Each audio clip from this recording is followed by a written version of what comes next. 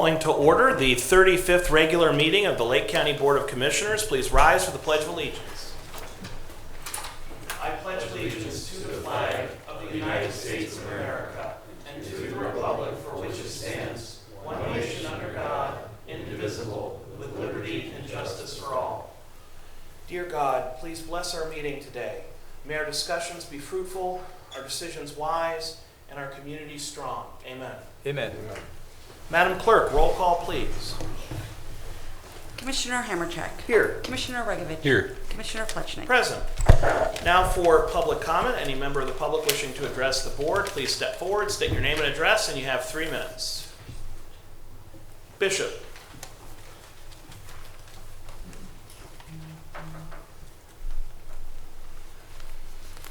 My name is Bishop Gerard Meubel, living in 1049 Brentwood, Pennsville, Ohio. Good morning, commissioners, and good morning, everyone. 1999, 2007, Leila Ali, the greatest name in boxing, the daughter of Muhammad Ali. She was on a fight with an opponent, and she was receiving a beating hard. Blood was coming everywhere, on her nose, on her ears, and every time she could not even stand up. And finally, at the end, something happened so quickly, and she won the fight. A reporter came to her later and said, "Leila, what happened? You were losing, you were losing, you were losing. And then how it happened that you won that fight?" She said, "You know, when I remember who my father is, when I remember what my father accomplished, something came over me." And I said, I'm not going to lose. Now, something I'd like to tell everyone in this world, sometime you might lose something, but probably you may not really losing. You accomplish. You have a name. You are great. You are born to be great. And it's a blessing to understand that. I'm so glad to be here. I was born on the side of the road, and look at me today. Most of my friends, many of them are in Africa. Many. President also. One of them said to me, I said, how in the world? He was president of Zambia. I said, how in the world you won? You stayed for 17 years. He said, for 17 years, I was fighting and I was smiling. And I'm always a winner. I want you to know, you are always winners. Commissioners, the 3 of you, you are winners. You are serving this great community. Thank you. Thank you. Anyone else for public portion? In back.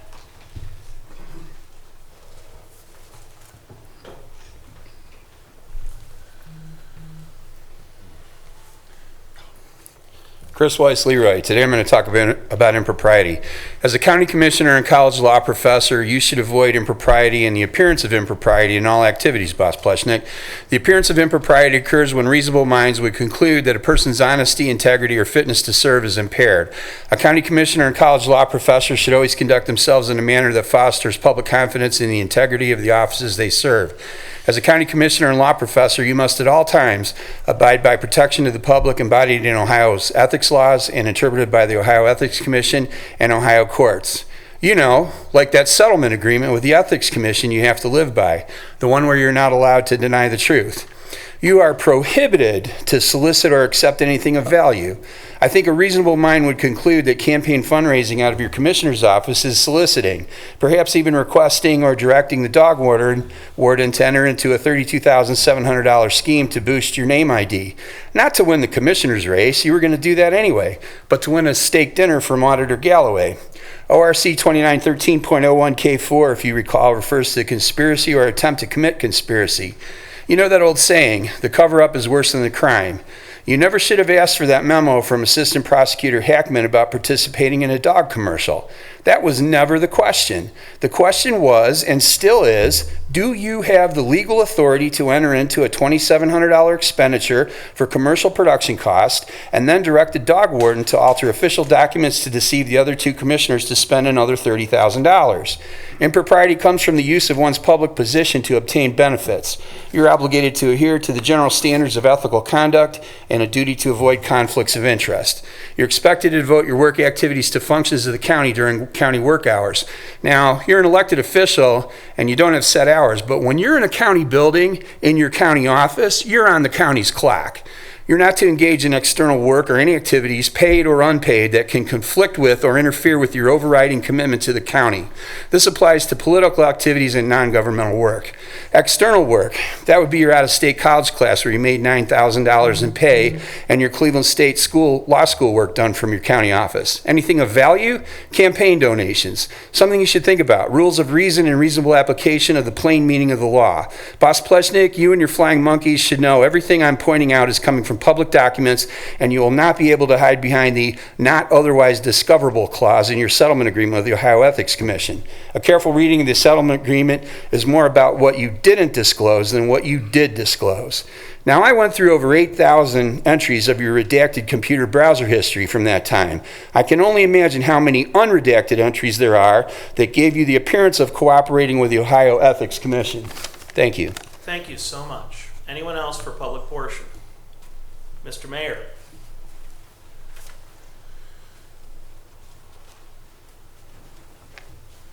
Good morning, Commissioners. My name is John Mara, Mayor of the Village of Timberlake and a concerned resident of Lake County.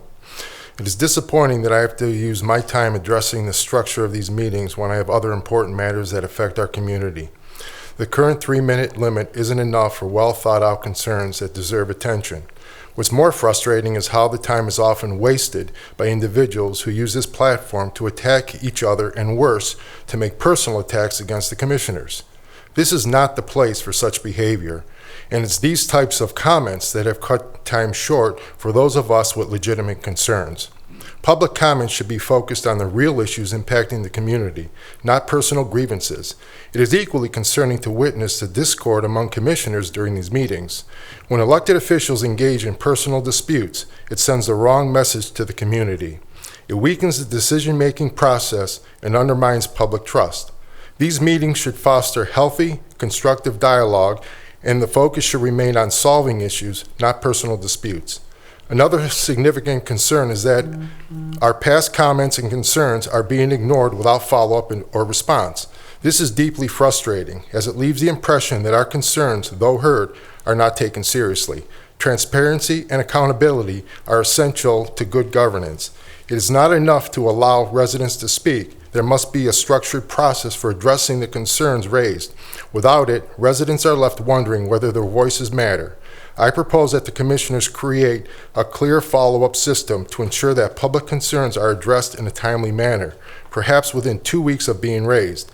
This would help restore trust in the process and show that public input is valued and acted upon. Finally, I urge the commissioners to reconsider the time limits for public comment, particularly those on significant issues. Extending the time for speakers when necessary while keeping discussions focused and relevant would greatly improve the quality of these meetings. By making these changes, we will strengthen the democratic process and reaffirm the values of transparency, accountability, and civil engagement, which are essential for government that truly serves the community. Thank you for your time and consideration. Thank you, Mayor. And may I approach the clerk and Yes. give her a copy of this for the record? Thank you. Anyone else for public portion? Mr. Massey.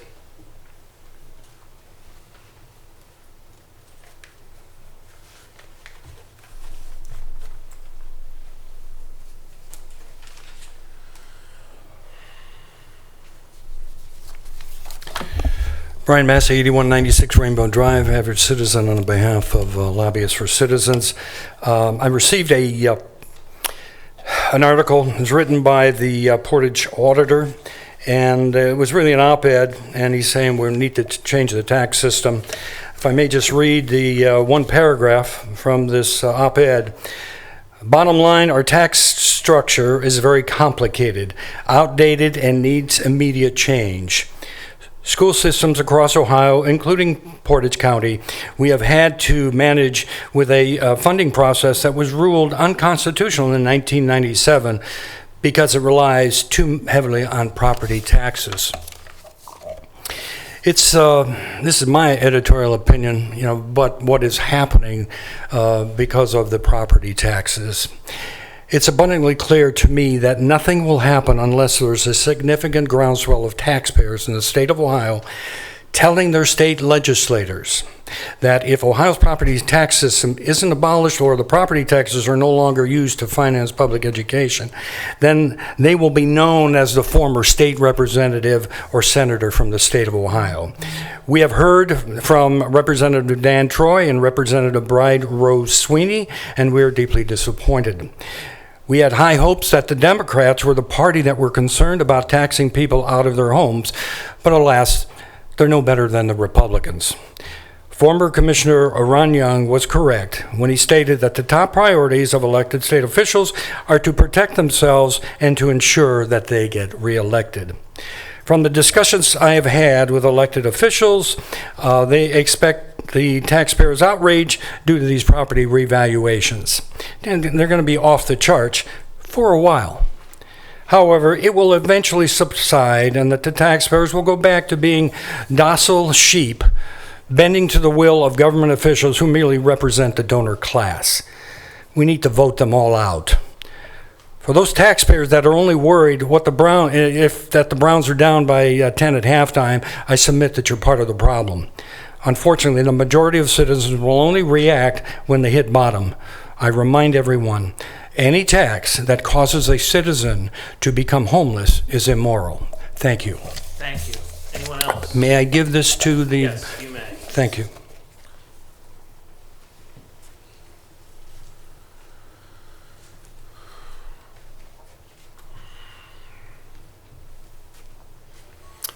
Reverend Chris Bahari, 185 West Jackson Street. So I don't ring it and get it involved. I ring it before I come. But today I want to ask for a moment of silence and prayer and meditation. Especially this is the start of a new school year for all students and young people here in Ohio.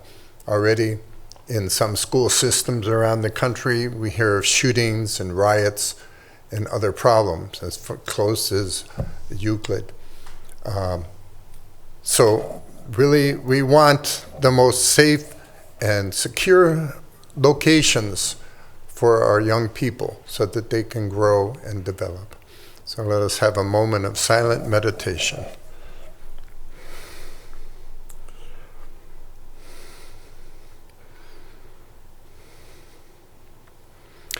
Thank you.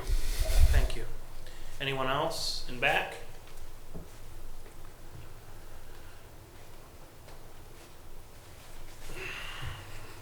Brian Kulkowski, Leroy Township. I agree with what the mayor said, is we want transparency and accountability. To that end, I'm here to ask Commissioner Hammercheck why he continually refuses to answer why his key card was used by himself or others in May of 2020 to possibly access the county local network servers and possibly the Lake County Board of Election servers.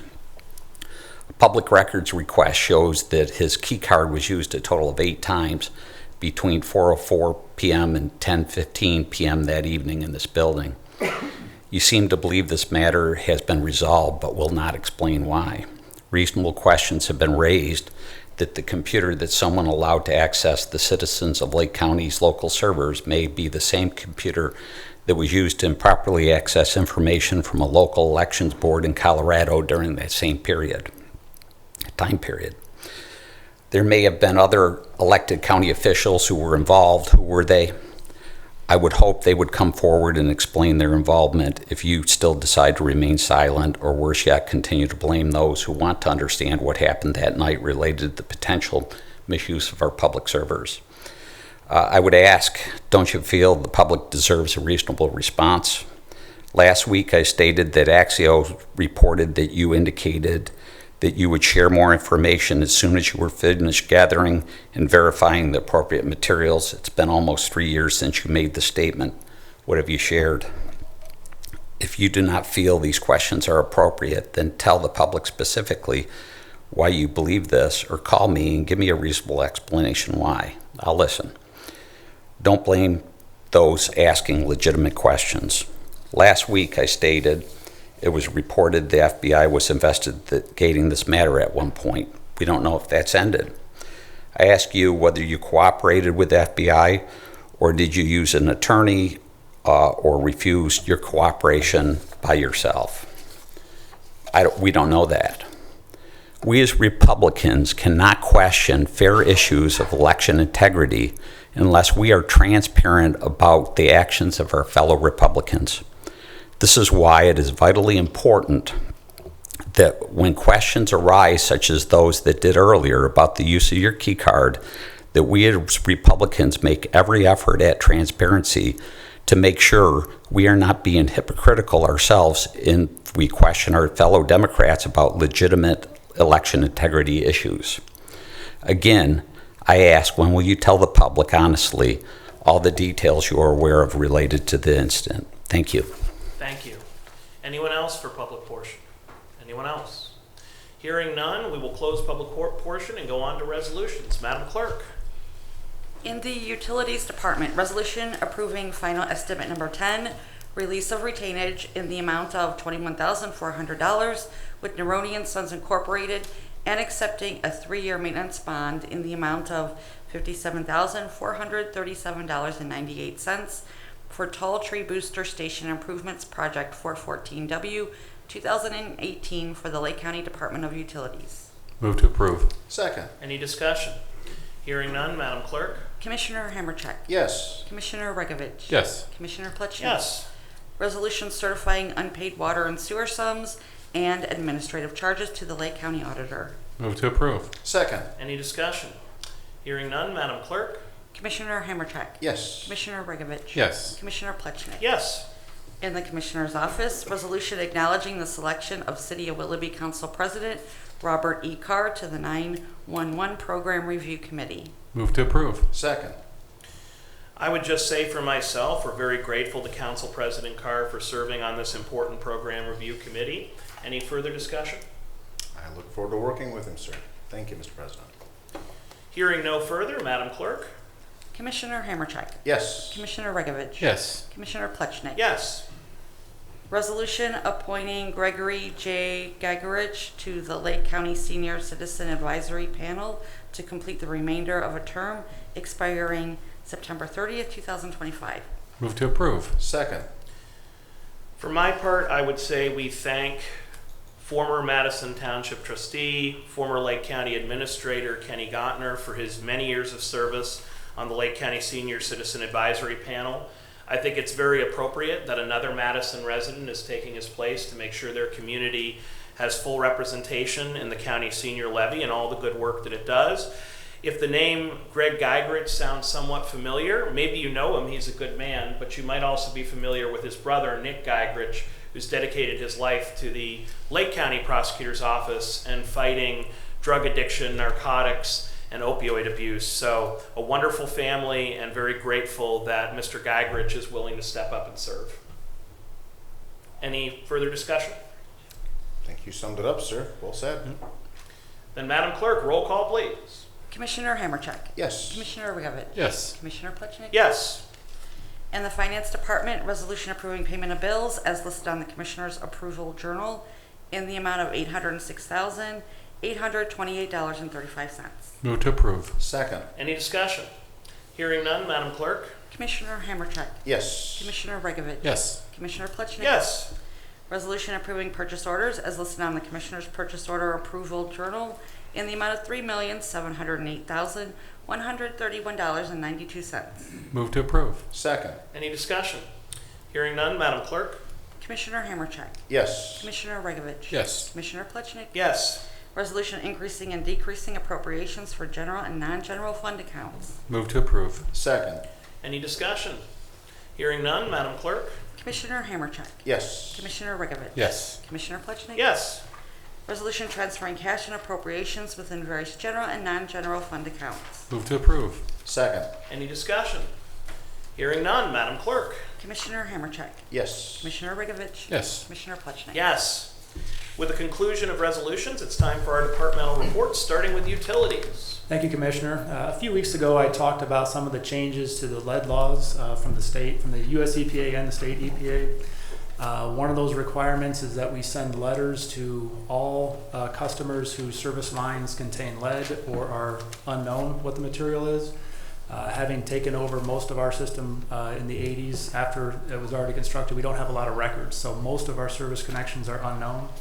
So we'll start sending those letters out beginning next week.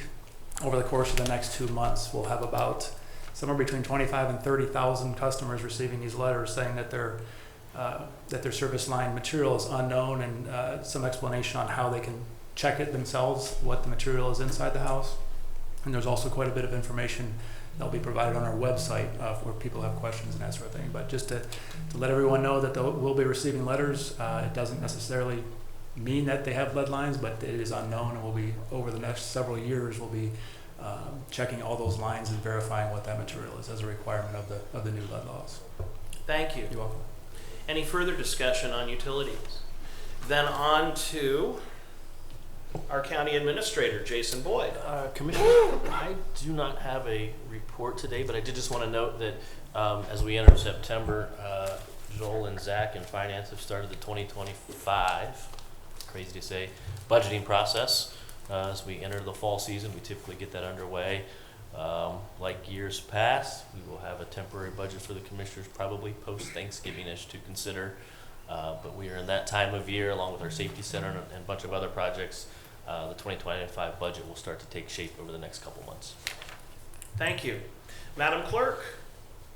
Yes, the next commissioner meeting is going to be on Tuesday next week, September 10th at 10 a.m.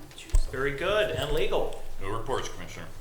With the conclusion of departmental reports, it's time for old business. Any old business to come before the commission. And if I might just say, in partial response to the mayor's concerns, old business is the part of the meeting that is specifically structured for responses to the public. And it's within the discretion of all of the commissioners as to how they respond, who they respond to. They speak for themselves, but that is the part of our meeting that is formally reserved for these responses. So any old business to come before the board. Mr. President, if I may, please. Mr. Commissioner.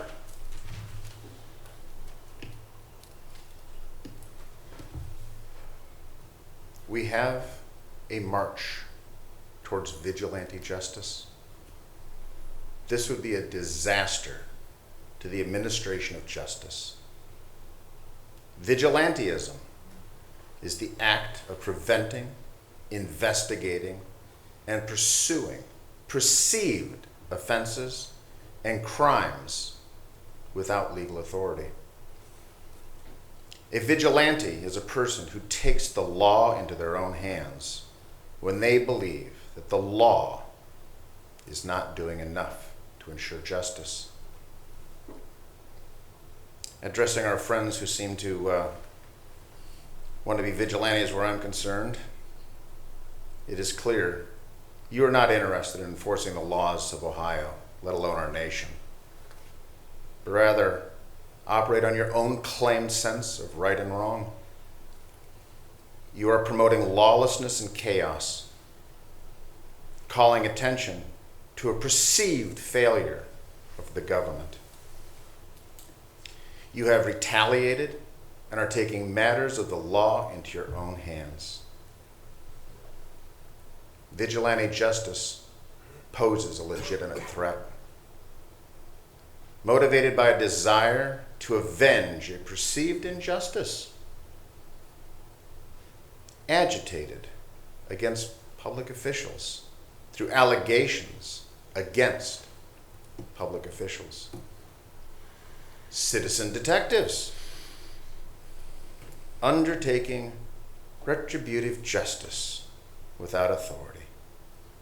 The weapon of choice? A dog whistle.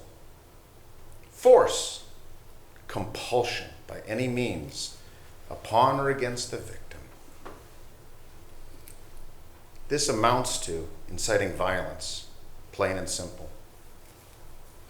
Now, you can't start with responding and retaliating to an action of another by making the grand claim, their words, not mine, the greatest unsolved crime in the history of Lake County, and then claim you're asking reasonable questions in response to your constituents.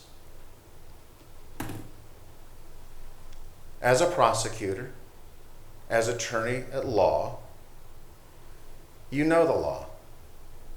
You know that if you believe a law has been broken, you have a duty to report it to the appropriate legal authorities.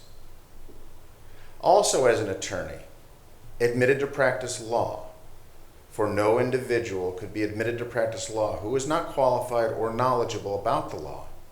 You also know that filing a false report with authorities is in and of itself a crime. This is not comedic. This is vigilantism. This is reaching a point of danger. You cannot be making these claims, inciting those to take action, and then sit back and say, well, I was just asking reasonable questions. You are just as guilty as the person who takes crazy actions. We live in troubled times. This foolishness must stop. If you believe a crime has been committed, take it to the proper authorities. Thank you, Mr. President. Thank you, Mr. Commissioner. Any further old business before the commission? Hearing none, any new business? Any new business to come before the commission? Yes, Mr. President. Mr. Commissioner. The County Commissioners Association Metropolitan Regional Affairs Committee did meet earlier this week. Right at the top of the discussion was jail funding, heavy emphasis on mental health and addiction services. There is a strong recognition that the 11 most populous counties in the state are bearing a disproportionately high level of costs, and that candidly, counties that have neglected their facilities, do not have community support, and are operating under some less than optimal conditions are financially being rewarded for their lack of effort. Whereas the rest of us are working hard to facilitate, move forward, and to care for the needs of our community by maintaining our justice system in the most effective manner possible. Another topic that they discussed was youth crime, which is something I think we can all agree on. Intervene, break the cycle. Property taxes. The 20 mil floor was brought up, and there was an emphasis suggested that we need to make sure there's an education of elected officials that when that 20 mil floor is reached, the taxes are looked at as inside millage. They go up without a vote of the people. And people are agreeing to these levies, not knowing that that cap is actually artificial. This legislation dates back, I believe, to 1976. Overwhelmingly, most elected officials do not know this. So CCAO will be taking that up. Again, an ongoing topic of discussion is indigent defense and the request to restore that. Now, Lake County, we've again taken very seriously our public defender's office and support of that, just as much as we've taken support of our prosecutor's office. Again, justice is very important. There is a challenge where this has continued to be rolled back.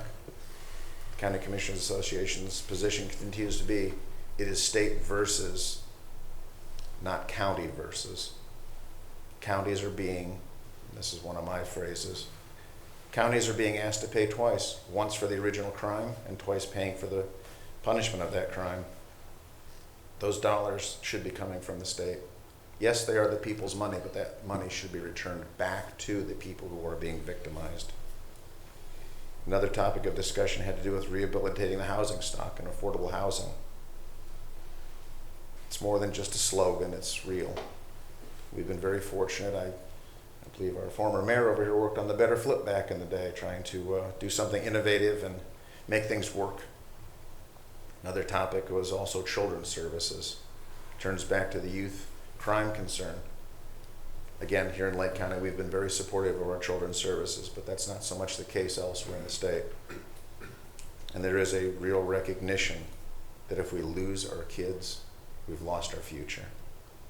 Mr. Regovich, I don't know if you want to add anything to that, sir. I know you were also on that meeting, so I don't know if you want to add anything. But thank you, Mr. President. Thank you, Mr. Commissioner. Any further new business? Mr. President, just to add a little bit, to kind of tell the people what CCAO is kind of our lobbyist to the state, what the concerns we have as the 11th most populous counties in the state. And those are, a lot of those issues have been on forever, it seems like. But I think there's a real push for jail funding since we got cut out of it the last budget this past year at the last minute. So a lot of people are, and this is what we're feeling because a lot of the counties we're dealing with are Cuyahoga, all around the major cities, Youngstown, Franklin, and those kind of places that are, they're seeing more homeless, they're seeing families of homeless, and we're looking for direction and change. And so one thing that everyone agreed on was the getting back to the auditors and property tax. What can we do about that? So we will have another meeting before we meet in December, and usually in December is when we put that forward out of committee in front of the whole board. So just kind of give everybody a little bit of what we do as an action plan there. Mr. President, if I may. Mr. Commissioner? Commissioner Regovich raises an excellent point that I think should be defined. The funding that we got cut out of was no less than $50 million. $50 million.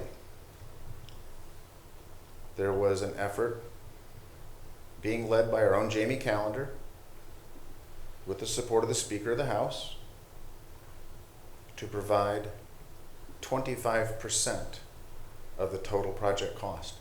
At that time we were talking about $200 million. That's where the $50 million comes from.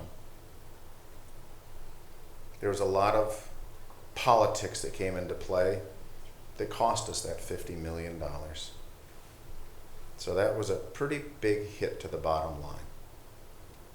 So I thought that was something that should also be entered into the discussion. Thank you, Commissioner Regovich, for opening that door. Thank you, Mr. President. Thank you. The only thing that I would add is we continue to hear from countless residents about their grave concern on the increase in property values and ultimate increase in property taxes. It's not an exaggeration to say that seniors are being taxed out of their homes, and while some can manage and some can afford it, many can't. And even for those who can afford it, it's a great burden. It's so important, therefore, that we understand who is truly in charge of our property tax system in Ohio so that we can hold those folks accountable and ask them to help. Because so often we knock on the door of the county auditor and we talk about the auditor in this process because their office is given the important but still ministerial task of applying the formula that's set by state law. There is an incidence of an auditor who refused to increase values pursuant to state law. That auditor will go nameless, but in a fiasco that involved everything from criminal charges to controversy, ultimately the state overrode the auditor. So we know the answer. Even if Auditor Galloway were to boldly say, I refuse to increase property values, this is injustice, it would be a bold stand, but the state would ride over him like a Sherman tank. Ultimately, the property tax formula is set by state law and the Ohio Revised Code. And like any state law, that is the ambit and the jurisdiction of our state representatives and state senators. And we have 2 state representatives that represent Lake County. We have 1 state senator at this time. As the lines continue to change, that changes too, but we have our representatives to reach out to. I know that many of you in this audience have done so and continue to do so. But if you're concerned with how properties are valued, that's state law, and only a change in state law can fix that problem. I've personally called for a 100% property tax exemption for seniors, anyone over the age of 65. I've done so not only in debates and forums, I've done so in an op-ed in the Columbus Dispatch. I've done everything that I can to make my very small and unimportant opinion known, but it's our state reps and state senators who have that authority to change the law. As long as the law remains the same, the other formula, the other part of this formula is the tax rate. Every tax system has two essential features, tax rate and tax base. State law sets the formula for the tax base, your property value. The vast majority of the rate is set by our local school boards that collect between 60 and 70% of your property taxes every year. Now, our schools are important. This is not a critique of our school districts. We all acknowledge that. But they're the ones who are in charge of setting the rate for the vast majority of property tax collected. So ultimately, there are two types of elected officials that we can reach out to as citizens if we want to make a change. We can talk to our state reps and state senators about how to value property, and we can talk to our school board members about whether the rates are too high or there should be a cutback. But as long as we misdirect our attention at the tax collector, the county treasurer, or the person who applies the state formula subject to the state supervision, the county auditor, those two can agree with you 110%. And I believe that Mike Zern and Chris Galloway both agree that property taxes are too high. But they don't have the authority to change the system. So we can knock on their door and we can argue and we can ask for change from them, and they can agree. And I believe that they sincerely do agree. But ultimately, if we want to change the way our properties are valued, we need to talk to our state reps and state senators. And if we want to talk about the rates, we're going to have to look to our school board members to see if they can run their budgets more efficiently. Thank you. Mr. President, if I may. Mr. Commissioner? I believe it's also important to discuss taxing authorities.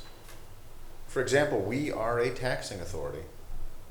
We have control over the inside millage. We have continued to hold in suspension 1.1 mil, but we also have the authority to say, no, we're not going to accept the $1.8 million increase that's going to be coming because of the reevaluation, because we are still collecting 1.0 mil. We could lead by example.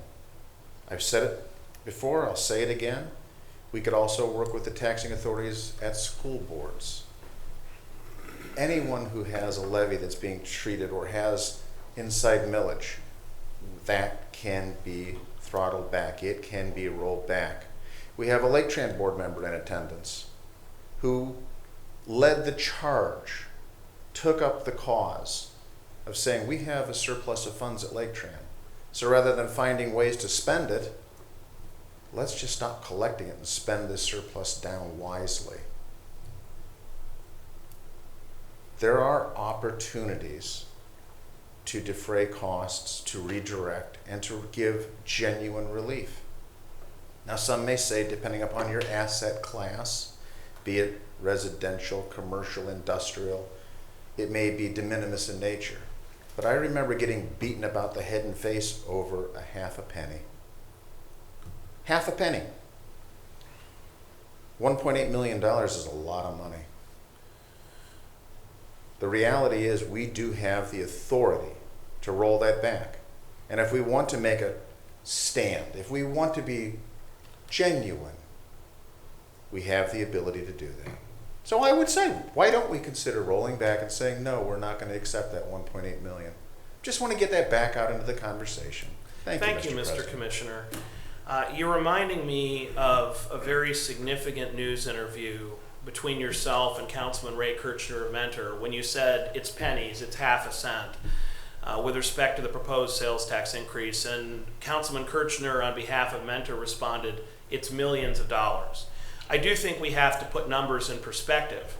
Whereas the school board collects 60 to 70%, depending on your district, of the total property taxes, the county's entire portion is less than 1.5%, which is considerably less than the increase that the average resident is going to sustain from this revaluation alone. So even if Lake County disappeared, even if we no longer existed as a taxing authority, the average resident wouldn't even notice the blip on their bill.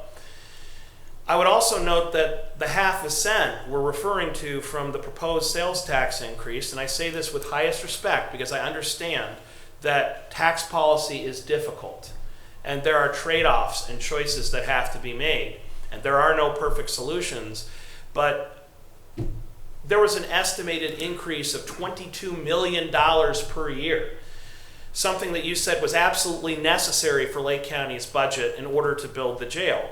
I find it hard to believe that someone who advocated in early 2023 and late 2022 for a $22 million tax increase, the biggest tax increase in Lake County history, would turn around and say that we have room to collect less than half of the property taxes that we're able to.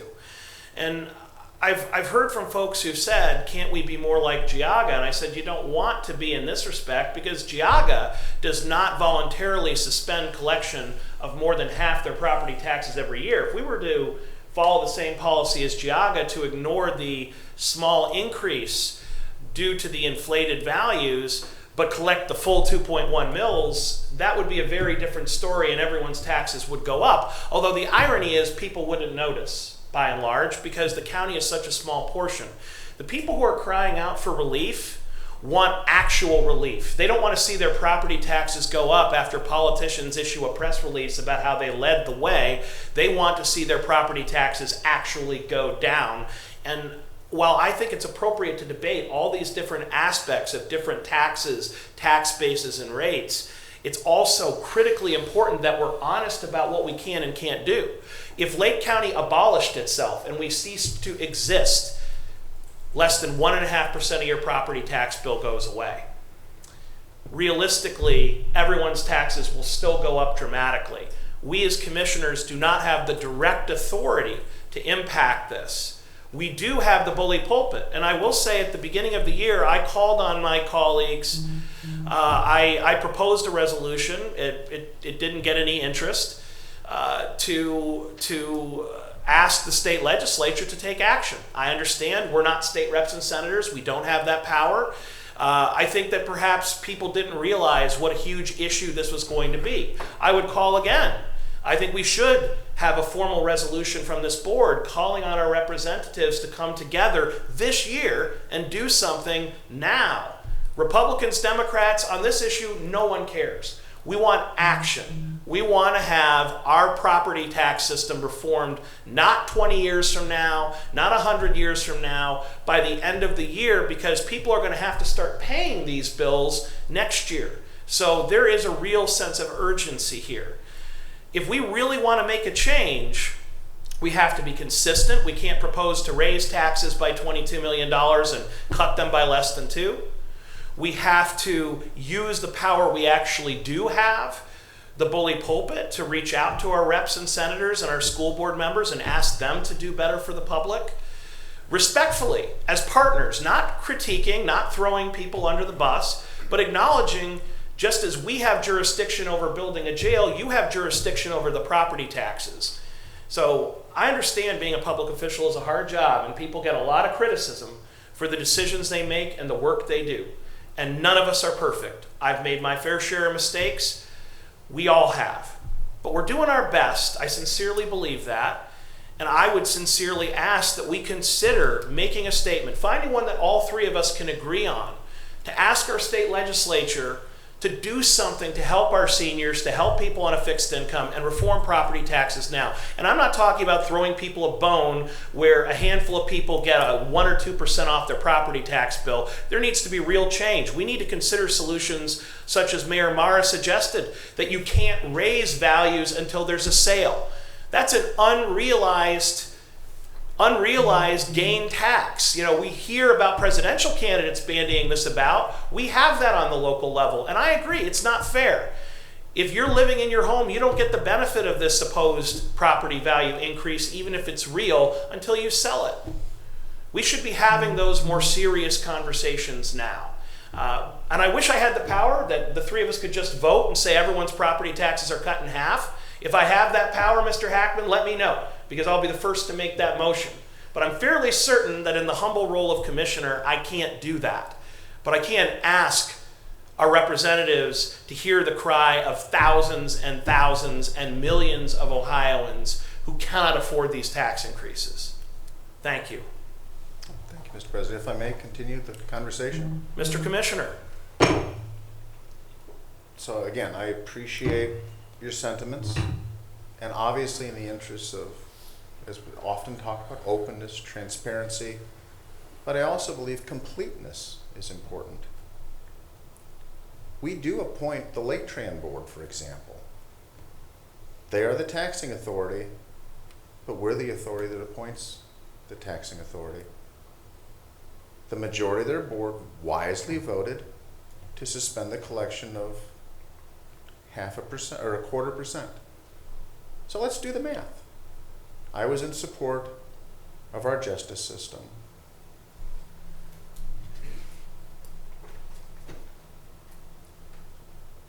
That amount was reduced effectively, because we need to talk about effective collections,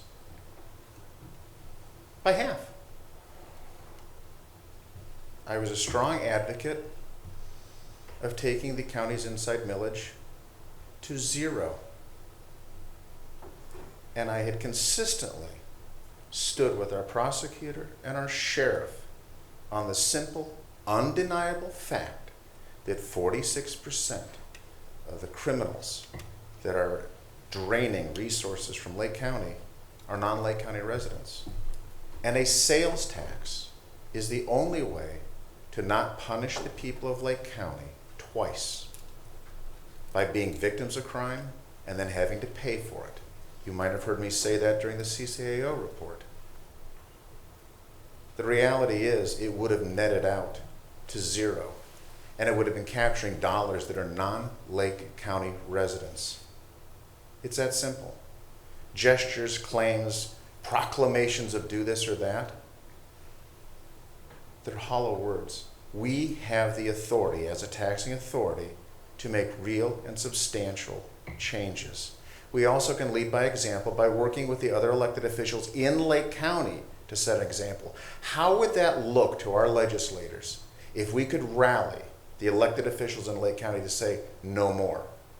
We would have an impact statewide. That would be real. That would be substantial. Leaders lead from the front. They don't lead through press releases. Thank you. Thank you, Mr. Commissioner.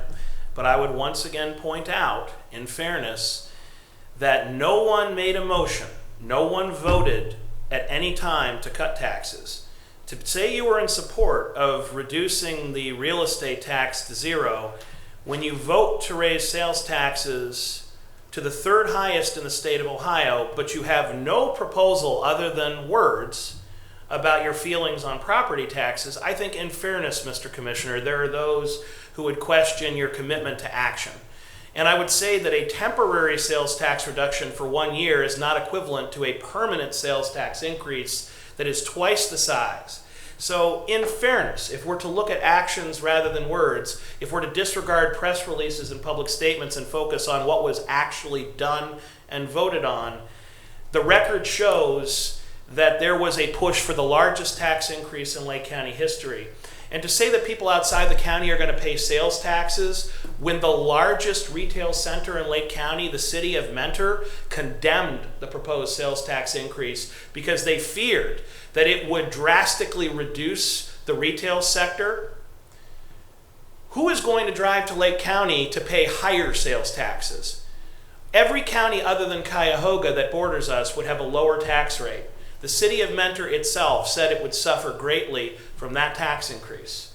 The reality is, we can talk the talk. Everyone here is very eloquent and very wise, but actions speak louder than words. George Washington said, deeds, not words. And there was only one vote taken with respect to taxation, and it had nothing to do with cutting taxes. It is leading from the front to tell residents, here are the decision makers. When folks are confused and they're misdirecting their ire to people who can't help them, you are leading from the front when you say, here are the decision makers, here's what we need them to do, and let's take the lead and ask them first so that residents know they're supported. That is leading from the front. But we can't say that we'd raise more sales taxes from out-of-county people when the experts, the folks that actually are bringing in the retail and the customers and mentors say, no, that won't work. I think that would be rather arrogant for one county commissioner to say, I know better than the retail sector of my county and its largest city. I would be very concerned with ignoring our retail sector in terms of how we're going to raise retail sales.